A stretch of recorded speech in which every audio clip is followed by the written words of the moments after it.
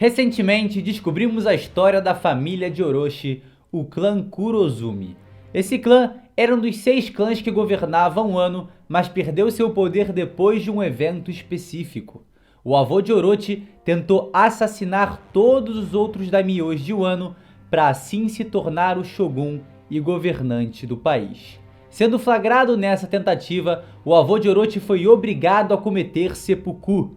Os membros reminiscentes do clã Kurozumi foram caçados e brutalmente assassinados, como se a família inteira devesse pagar pelos atos de seu patriarca. O Orochi em certo momento comenta: eles foram derrotados e jogados em rios. E como alguns membros do clã Kurozumi foram capazes de sobreviver, pode ser que hajam outros sobreviventes que a gente ainda não sabe. Esses sobreviventes provavelmente fugiram de Wano, assim como Higarashi, que comenta que ela saiu do país por um tempo. Então é possível que outros Kurozumi tenham sobrevivido e saído de Wano. E hoje a teoria é de que um desses sobreviventes é Shiryu da Chuva. Fala galera, chapéus e palha aqui, eu sou o Lipe e hoje eu vou trazer para vocês uma teoria original de Alpha Too Late, que busca a origem de Shiryu da Chuva e como ela reforça o possível embate, o possível confronto entre ele e Roronoa Zoro. Então se você aí gosta dos dois personagens, já vai deixando aquele seu like, tá? Se inscreve no canal também se você não é inscrito e espanca, surra, bate aqui nesse sininho, tá bom? Que ajuda a gente pra caramba. Então sem mais delongas, simbora agora pra esse vídeo.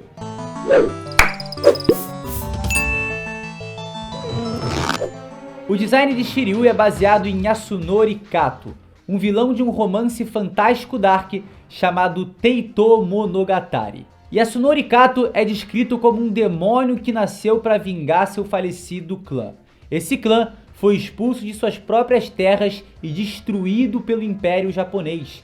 E a gente já sabe que o Wano representa o Japão.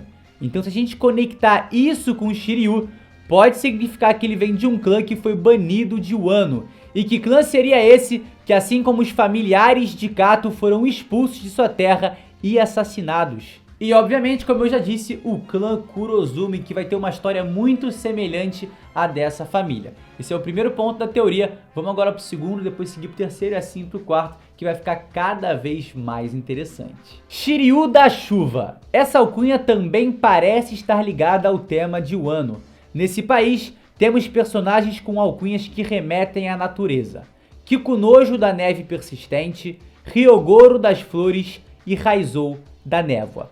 Mas existe um desses epitetos que é mais similar com o do Shiryu, que é Kanjurou, chuva da tarde.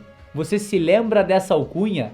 E esse nome pode significar que o clã Kurozumi está de alguma forma relacionado à chuva. Kikunojo é de Ringo, uma área que está sempre nevando, o que conecta com sua alcunha. Ryogoro é da capital das flores, o que também conecta com sua alcunha. Então isso pode significar que o clã Kurozumi tenha vindo de uma área que está sempre chovendo ou algo relacionado a isso, o que explica a alcunha de Kanjurou e provavelmente também a de Shiryu. A personalidade de Shiryu também encaixa com alguém que seria do clã Kurozumi. Até agora todos os personagens desse clã são corruptos e ou traiçoeiros. É como se todo mundo dessa família fosse destinado a ser ruim. O Orochi e o Kanjurou parecem ter se tornado pessoas mais após os eventos com o avô de Orochi, que geraram a perseguição e o massacre da família. Então foi meio que o destino, né, que os levou por esse caminho. Kurozumi significa carvão preto, e de todas as 6 famílias de Wano, é o único nome que não contém a palavra lua. Isso indica que tem algo diferente sobre esse clã. Com certeza, a opacidade de um carvão faz grande contraste com o brilho das luas. Ele não pertence aos outros. Talvez os Kurozumi nunca foram uma das grandes famílias de Wano, mas usaram de alguma artimanha lá num passado muito distante para ganhar essa posição. e com o passar do tempo, as pessoas começaram a aceitar eles como uma das 6 grandes famílias de Wano. Então não só o Kanjurou, o Orochi e seu avô cometeram um ato maligno. Alguém muito distante, num passado longínquo, cometeu alguma coisa que colocou a família Kurozumi nessa posição. E essa especulação só reforça como há um tema recorrente de maldade entre os Kurozumi. E Shiryu é uma representação perfeita desse clã. Ele é um psicopata, maluco, viciado em tortura que desfruta matar outras pessoas. Quando ele era carcereiro-chefe de Impel Down, ele massacrou vários prisioneiros só pelo próprio prazer. Então até agora a gente tem 3 pontos específicos que relacionam o Shiryu à família Kurozumi, que são eles a inspiração para a sua criação, a sua alcunha e também a sua maldade, como foi bem dito agora. Shiryu, assim como Kanjurou e Orochi, talvez queira revanche contra o Wano, e Yasunori Kato queria se vingar do Império Japonês pelo que fizeram ao seu clã. A existência dele foi dita como a encarnação da maldição de sua família contra o Japão. Para destruir o Império Japonês, Kato tentou renascer o espírito de Taito Masakado. Supostamente esse espírito o ajudaria a trazer a destruição completa do Japão. Se conectarmos isso ao Shiryu, teríamos a explicação de por que ele se juntou ao Barba Negra.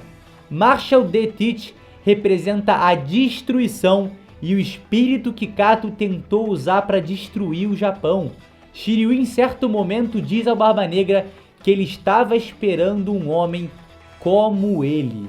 Então o Shiryu deve ter percebido que ao lado do Barba Negra ele poderia realizar a sua revanche. E será que esse pode ser um bom indicativo de que o Barba Negra aparecerá em Wano?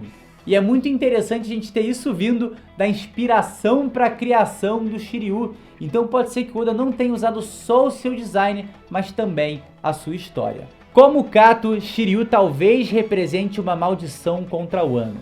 Ele pode acreditar que é seu destino vingar o clã Kurozumi. E como consequência disso, temos uma carga muito interessante para colocar mais peso na batalha tão esperada entre Shiryu e Roronoa Zoro. Por serem ambos espadachins, é bem provável que eles enfrentem quando os Chapéus de Palha combaterem os piratas do Barba Negra. Durante sua luta contra Zoro, talvez seja revelado que ele é um Kurozumi e a sua vontade de se vingar de Wano. Isso faria obviamente o Zoro ficar full pistola, já que ele tem uma boa relação com o país e ainda deve se tornar um dos heróis de Wano até o fim do arco. Então, com Zoro descobrindo que tem outro Kurozumi que quer causar o caos em Wano, muita emoção e significado seriam adicionados a essa batalha. Também é muito especulado que o Zoro seja um membro do clã Shimotsuki, visto que Koshiro, Kuina e Ryuma também são desse clã. Eu particularmente não acredito, mas isso com certeza faz uma interessante conexão entre Shiryu e Zoro, um membro dos Shimotsuki versus um membro dos Kurozumi. Vale lembrar que 2 membros do clã Shimotsuki, Ishimaru e Yasuei, foram mortos como consequência dos atos de Orochi, que é um Kurozumi. E é óbvio que a gente lembra o quão full pistola, o quão boladíssimo o Zoro ficou com a morte do Yasuei e como ele foi pra cima do Orochi pra matar. Então, sendo ele um Shimotsuki ou não, essa luta já tem muita carga e toda essa teoria potencializa esse combate. Afinal de contas, o Zoro nunca teve a chance de conseguir sua revanche contra Orochi, mas Shiryu seria uma alternativa perfeita para ele responder com suas próprias mãos ou lâminas aos feitos da família Kurozumi.